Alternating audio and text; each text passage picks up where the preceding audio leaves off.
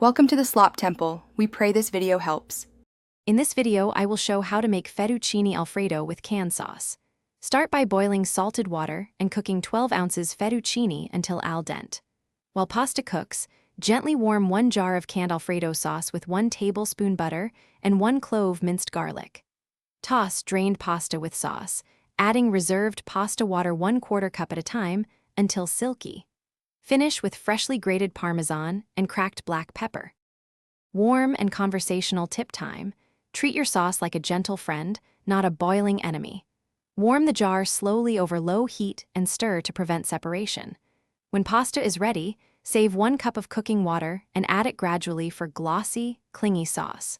Toss pasta in the skillet with sauce for about 30 seconds so the starches bind everything together. Finish with grated Parmesan and a squeeze of lemon for brightness. If you are finding the video helpful, please subscribe and like to support more easy recipes and quick tips. Quick recommendation. A book that can truly change how you think about money is The Simple Path to Wealth, which I found concise and practical for everyday decisions. It pairs oddly well with comfort food thinking about long game goals.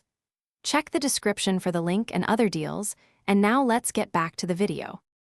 You can upgrade canned sauce with small, intentional tweaks that feel gourmet.